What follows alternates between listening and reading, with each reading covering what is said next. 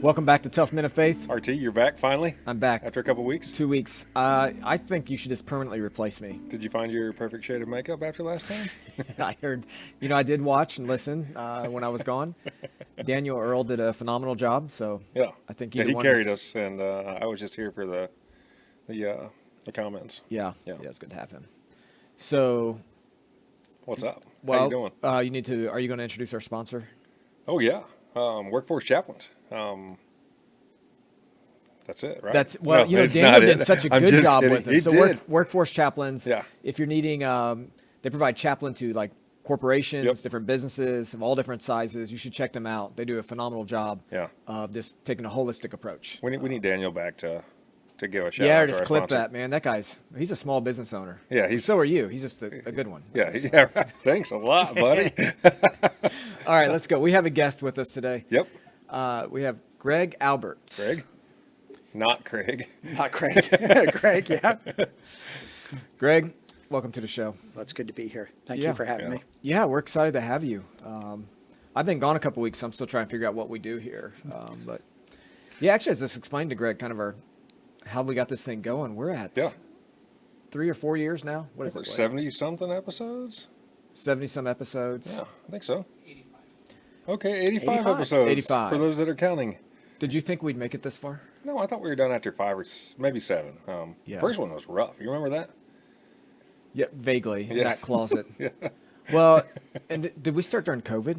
We started during COVID. Because we're just talking to Greg about this. When he walks in here, he started getting flashbacks, right? Yeah. Yeah. Oh, yeah. I See think the everybody, cameras and the lights and took him right back to COVID. everybody remembers that, recording with these lights and stuff, the umbrellas with lights shining on you. If I go into a seizure, you'll know why. It's only if the lights start flashing. Yeah. Where were you at in COVID? Like, Well, during COVID, we were actually missionaries in the United Kingdom in the country of Wales. And yeah, I think everybody remembers those days, but also wants to forget them. Yeah. How was the United Kingdom? You know, it was kind of interesting. The church we were in at the time, we kind of knew that things were going to be shutting down, or we kind of heard of this thing called COVID and this, this flu, this pandemic that was going around. And as a church, we were originally talking and saying, you know what, if this happens, we'll still meet in our living room. And then as soon as the government said, okay, you've got to isolate, everybody disappeared into isolation. Yeah. And so it was actually they called it Mother and Sunday there, which is Mother's Day. It was Mother's Day.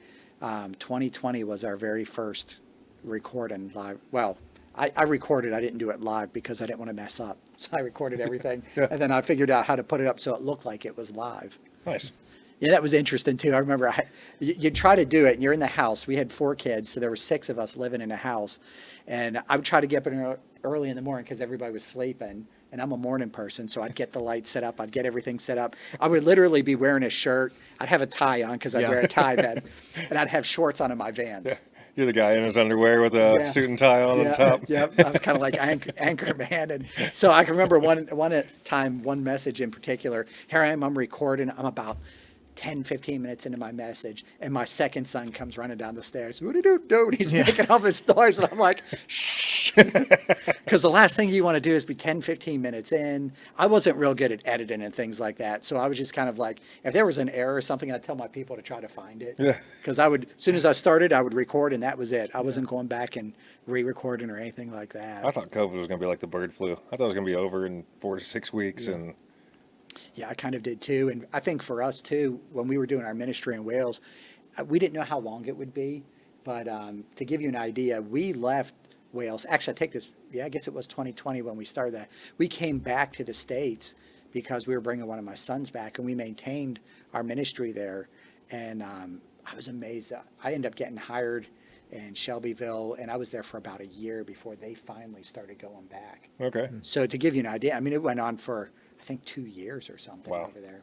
Yeah. This would be a good question. What's something you guys learned during COVID, like from a leadership perspective? From a bad leadership perspective, I've learned that people will follow you as long as you sell it right. I don't really know on that. Yeah. I think people are easier to deal with when they're in isolation. Yeah. You have less problems. Some people went but- crazy too. Yeah. You know, the isolation really hurt a lot of people. Yeah, it really did. And I look at like these kids who didn't get to have graduation. Yeah. I look at my son, he went off to college, and even though they had some classes live, but, you know, he made a joke.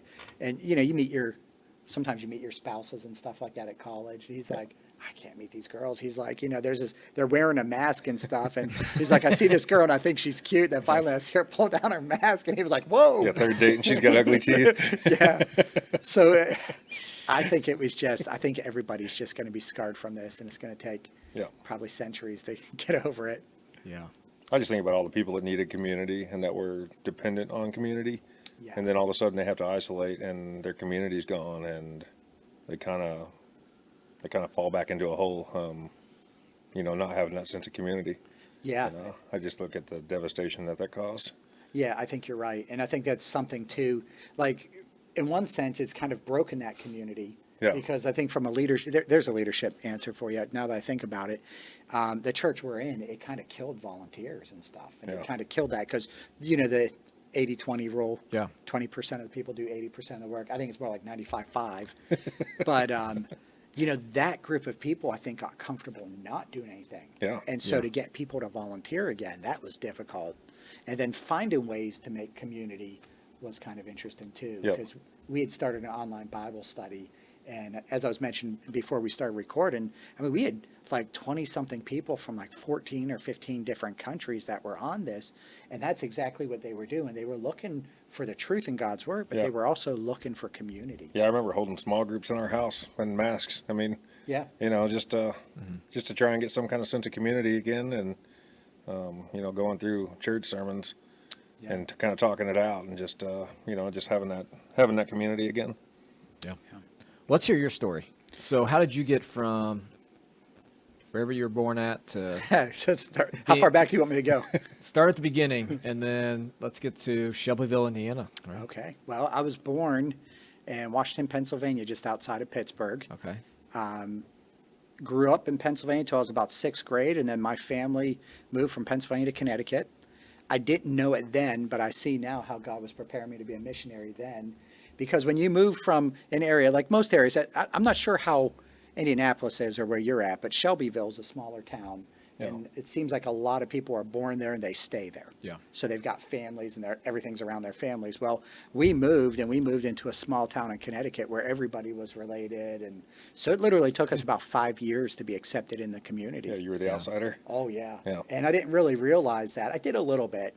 But then I kind of consider that my home, though, because I moved there when I was in sixth grade, and that's kind of your formative years. So if people ask where I'm from, I always tell them Connecticut, though I was born in Pennsylvania.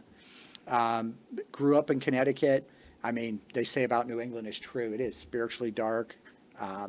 We used to joke about people who were born again, but I had no clue what that meant. Yeah. I grew up different religious background where, you know, you hoped you could get to heaven if you were good enough. And so we just kind of lived our lives like we did. There wasn't much to do. So as kids, we kind of went out drinking. There was this place called the Shell Pits. We would go, there'd be bonfires and stuff like that. And really our lives were just small town with nothing much to do. Yeah. My brother was a police officer in another small town in Connecticut. And then his girlfriend or fiance at the time, she wanted to become a movie star. So they moved to Florida. Made sense, right? Not Hollywood, but Florida. So they moved to Florida. One thing led to another. They ended up breaking up. And he kind of saw, my father passed away when I was 19 years old. I was still living in Connecticut. And I kind of went on a downward spiral from there, probably drinking more than I should. And in hindsight, looking back, I think that's how I was kind of coping. And really, my life had no purpose. And I think my brother saw that. And he was wise enough to move me to Florida. And I really had nothing going on in my life, so I moved to Florida when I was 20. Kind of bounced around from job to job. Like a good part of Florida? Well, yeah, Jupiter. Okay. Yeah, so Yeah. like all the celebrities and Where's Jupiter at? Like on the. north of West Palm Beach on Okay. the East Coast. Yep. And it's really kind of, I mean, it's a upper middle class area, beautiful place. I mean, Yeah. there's Jupiter Island. The Bushes have a home there. Alan Jackson, all kinds of celebrities live there. I love Alan Jackson so much. Yeah, he's good. Burt Reynolds is from Jupiter. In fact, my brother got married on his ranch out there. Awesome. And so my brother was a police officer down there, and I think I was about 25 years old. And he's like, "Greg, what are you going to do with your life?" I'm like, "I don't know." he's like, well, what about retirement and things like that? And he was a cop. And so he's like, if I could do it all over again, I'd be a fireman. So I'm like, yeah, it sounds like fun. So I started pursuing a career as a firefighter. During that time, you had to become an EMT. You had to get fire certified. So I did that. I went to I went to EMT school, got that, started loving it. There was a small little town called Pahokee, Florida. If you're familiar with Florida, there's like a little spot in the middle of the state. That's Lake Okeechobee, second largest man-made lake in the U.S. And there's this little town called Pahokee, which means grassy waters. And so I went there because there were 2 ambulance stations, one in Pahokee and one in Belle Glade. And Belle Glade, interesting fact, on the cover of Time magazine as the AIDS capital of the world at one time. Really? Yep. Wow. And so I knew that I could go out there and I could get experience from an EMS standpoint. Yeah, a lot of experience. A ton of it. Yeah. And so I went out there and I loved it. I was on the ambulance for a couple years, and there was a small little fire department there, and they were getting ready to be taken over by Palm Beach County, and they were going to go from 1 man per shift to 2 man per shift. And so that's when I started looking at becoming a firefighter. In the process, when I was going to EMT school, I thought, well, I love this. I want to do this as a career. But then I realized I had to be a fireman to get a career. And so I started going by the fire station, met the fire chief, and I was trying to sell him on hiring me. Yeah. I'd gone through the fire academy. And so he asked me this question. I remember it, greatest question I ever heard. Hey, we're going to be burning a house this weekend. Do you want to join us? I'm like, yeah, I'll definitely do that. Twist my arm and take my money. Yep. And so at that train and burn, we're in the small little town. I mean, there's this girl that's making these sandwiches across the way. And I said, wow, who's this girl? And so I started talking with the guys that were there. And so it turns out that it's the fire chief's daughter. You didn't marry the fire chief's daughter, did you? So the thought goes through your mind. Yeah. What's going to happen with me getting a job if I start dating his daughter? And Nothing. so, You don't date her until after you get the job. well, I kind of did things backwards. And so I did something that I never did. I actually went to him and I asked his permission to date his daughter. Yeah. And it was kind of a defining moment. And I would say that he played his cards pretty well because he asked me a question that I never had anybody ask me before. What's your intentions with my daughter? And I'm thinking, I'm an unbeliever at the time, and I'm sure any unbeliever, what's going through your mind. You don't want to know, sir. Yeah, I'm not thinking about marriage, that's for sure. But so we started dating. We started dating. I think we were engaged, but then I got hired by the fire department. Then we got married, and it kind of worked out, but it was kind of an awkward situation. We kind of went through some difficult times because the department was transitioning from a small department where Palm Beach County was going to take it over. And so I ended up leaving the fire department there and applying for another fire department on the west coast of Florida, Largo, Florida. But in the meantime, I kind of fast forward a little bit, but in the meantime, when I met Mary and we were dating, she was witnessing to me. And I was 27 years old. We were dating for about a year. We got married when I was 28. And I remember she made a statement to me, which was interesting. She said, I won't marry someone who's not saved. And I had a religious background, but I didn't understand salvation. Mm-hmm. And so she was witnessing to me, and and I knew I needed to accept Jesus as my Lord and Savior. So the day after we were married, went to church, and I went forward and accepted Christ as my Savior. Oh, wow. So it was really cool. And, Yeah. and really, it's because of her. And you called her bluff. Yeah. And it was because of her that I became a Christian. Yeah. I was a fireman. Nowhere on my radar was ministry. I told God, I'm reading the Bible, but our goal was to have a family, love my job, never thought I would leave it. Got hired at Largo. I remember even praying to God and saying, if I get this job, I'll stay here till I retire. And so I did. I stayed there 10 years. I retired and got into ministry. And it was kind of interesting how we worked because, when I first got hired at Largo, our goal was that we wanted to have kids. And Mary wanted to stay home with our kids. And so I did like most firemen. You work 24 on, 48 off. So I would do jobs on my days off. I started a lawn business. We grew our lawn business to a large commercial business. She was able to stay home. And it was kind of one of these periods where, we were making more money on my days off than I made at the fire department. Yeah. You could have, I worked really hard, grew a really big business, successful, and I was miserable. I can remember I could buy anything I wanted to buy, but I was just downright miserable.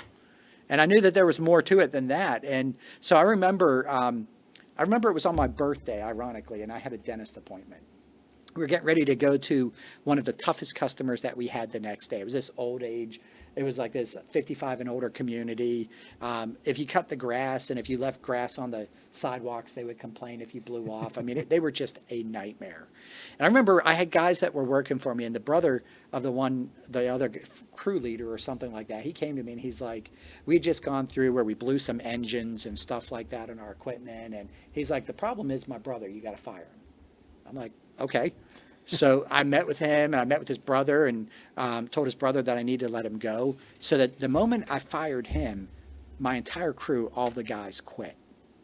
And I'm got this dentist appointment, and you couldn't get into this dentist. It took like 6 months to get in. And I remember I was going to this dentist appointment, and I just felt like I was going to have a heart attack. I was so stressed out. I was so worried. And so I go to this dentist appointment, and it really got me looking to God, and it made me realize I was living my life for stuff, not for him. Yeah. And so in that, that Sunday or somewhere thereabout there, God had been working in my heart. And so in that, I just basically said, you know what, Lord, I'll do whatever you want me to do. Yeah. And so we surrendered to full-time ministry. I think at the time God was calling us into missions. For 2 years, we fought against that. But then in the midst of that, God, like everywhere we looked, we would see, missions. My wife and I would tell you, drive down the road, you see a billboard of like a Gap jeans thing, and we'd see missions in it. Yeah. And so we knew that that's what he wanted. And so March 1st, 2009, in our missions conference at our church, we had a missionary there who was going to Wales. And we kind of always thought that we would go to South America. I had Spanish guys that worked for me. There was a couple that we knew that was in Guatemala that was doing this great work. And we thought, okay, well, if we ever become missionaries, we'll go there. And then it was in 2009, our missions conference, that we had a guy going to Wales. And that morning, I remember it's 1 Corinthians 15:34. Awake to righteousness and sin not, for some have not the knowledge of God. I speak this to your shame. And so I just knew God was calling us to missions. And so we went forward that morning. We surrendered. And I told my wife, I said, I think God's calling us to Wales. And she's like, you just don't want to learn another language. And I'm like, actually, the Welsh language is probably harder than Hebrew to learn. It's one of the hardest languages. I said, actually, I think if God's calling us to Wales, it's probably because it's one of the toughest countries. And it was known as the land of closing churches. And I mean, it's just a spiritually dark country. But so God kind of worked through this. And March 1st, 2009, we surrendered. By August 2009, I had sold my business. I had retired from the fire department, and we moved to BBC. And I mean, it's just amazing how God worked. We felt like he had us on a fast pace, fast track. And so I did my 4-year degree in 3 years. We didn't want to get stuck in Springfield. Yeah. Because I'm sure you've probably heard the stories. People go there and then they never leave Springfield, and we didn't want that to happen. And so we started deputation 2012. We arrived in Wales January 29th, 2015. And so we were there almost 6 years. Wow. Then the pandemic came and all that. But ironically, about 2 years before we came home, 2018, I kind of felt like God was calling me back to pastor in the States. And I told my wife about it. I used to run. And I just can remember one time I was out running, and Wales is absolutely gorgeous. Yeah. And I'm running through this field, like through this road, and there's sheep that run in front of you. And I mean, you couldn't ask for a more beautiful country. I just remember being in tears, and it was just like God said, you're done here. Yeah. And so we were praying. We didn't know what that looked like. And I was talking with a friend of mine who was a pastor, and I just knew to be faithful. And so we just kept serving. And then when we finally came home in 2020 for my son to bring him to college in the midst of COVID, and even all of that was kind of a miracle how God worked that out, because I had a Land Rover Defender. And everything hinged on us coming back if I could sell this Defender. In Wales. In Wales. Okay. And I absolutely loved it. I mean, I loved the truck. My wife she basically called it a tractor, because it was just, there's no luxuries to them. Yeah. They're just, but they're cool trucks Yeah, if you've seen them, definitely. And so in order for us to come back, we had to sell that. But not only did we have to sell it, we had this super narrow window that we could get a company to come in, pack us up, get our stuff in a container, and ship it back. So it was kind of like, all right, Lord, if this is what you want. And then we had our dog as well, because we brought our dog over. And I mean, God worked everything out. We were actually able, I sold my Land Rover. We got tickets. We had everything shipped. We were actually able to bring our dog home on the airplane. Nice. Like on the seat beside us. Yeah. Yeah. Whereas when we took her over, it wasn't like that. So God made it clear. We came back and we were praying. We said, Lord, we'll still go back to the UK if that's what you want. But I really felt like he wanted me to pastor. But I'd put a whole bunch of resumes out. Really didn't get anywhere. I was gonna say, how'd you end up in Shelbyville? Yeah, I guess it's just God, isn't it? Yeah. I actually, August of 2000, what would it be, 2020? Something like that, 2021, something like that. I was sick as a dog with COVID. I think it was 2021. I was sick as a dog with COVID, and I got a call from one of the head deacons at Hope's Point, and he had asked me to interview me. And I told my wife, I'm like, Mary, there's a church in Indiana that wants to interview me. She's like, where? I'm like, Indiana? And this is what's cool about having a wife that loves the Lord and is fully sold out. And we both have always been, God, we'll go wherever you want us to go. Yeah. We'll do whatever you want us to do. And she's like, well, if they want to interview you, you got to get the interview then. And one thing led to another, and they ended up hiring me. And so Nice. yeah, I've been here, November 1st. So Wednesday was 2 years for Okay. us. That's awesome. Yeah. Yeah, it's an interesting story because it's not the traditional track guys usually take to go to another country to be a missionary or be a pastor. No. Like you're an established career, Yeah. and God called you, and Yeah. I was a fireman. I loved my job. yeah, Never thought I would leave it. Even now, I still miss being a fireman. So what did I do? When I got here, I got on as a chaplain at the fire department Did you? here. Yeah. And so I tell them they're kind of therapy for me. I get to ride with them, and Yeah. they've been very open and welcome to me. So that's opened up doors for me too, to minister people that you have a common interest with. yeah, Yeah.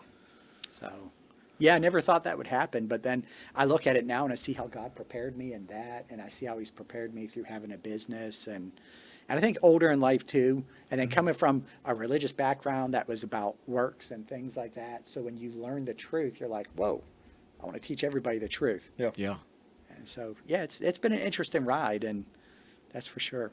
yeah. And then so you're married and you have four kids. Yep. Yeah. My oldest son is 23. He works with me at the church. Okay. My second son is 21. He's currently in Montana. He's a boiler maker. He's not from Purdue.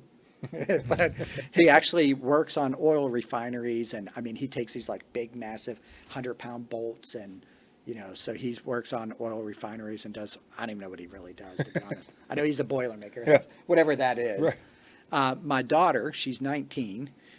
She went in the military. That was her goal. Her desire was to be a combat medic, and she went in. She got injured and ended up getting medically retired. But now she is actually working at the fire department as a civilian EMT, Okay. which is really cool. And then my youngest son, he's 18. He works for a guy in our church who does construction renovation. Okay. So if a guy comes to you and says, "Hey, I'm a dad," and so you have adult kids now, Yeah. right? And says, "How can I make the biggest difference in my kids' lives?" Don't do what I did. What would you tell them? I think one of the key things is make them the priority. And this is something I've learned because, right, as a fireman and growing up, I was basically first generation Christian. So I didn't really have a role model of what a Christian father looked like. So I always say, we learn as we go and we make mistakes sometimes. We try to do the best with what information we have. Yep. But one thing I always do, like, except for today, because I got my phone vibrate, but I always make it a point, like, if my kids call me, even if I'm in a meeting, unless I can't answer it, I answer the phone. Yeah.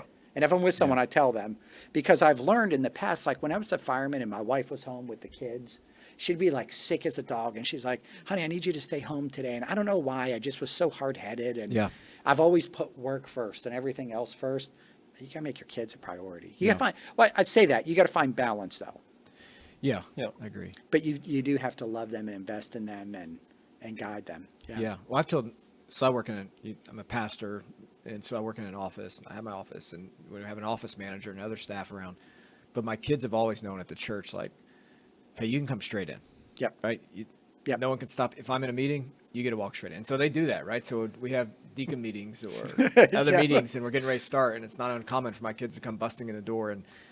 And those around the table know that, and I think it's good for them to see that, hey, I'm here all the time working. Yep. And Yeah. my kids know that I'm their dad because you can get another pastor.